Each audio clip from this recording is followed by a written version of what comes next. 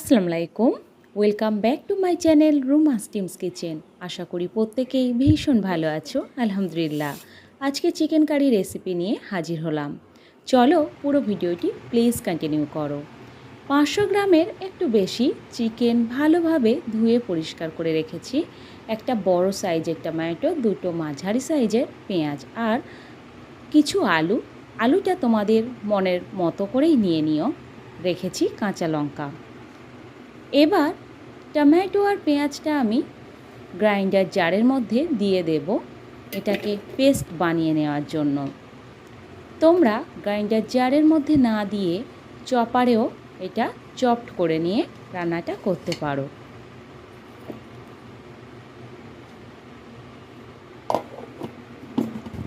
বাটা হয়ে গেছে, এবার ওভেন অন করে নিচ্ছি।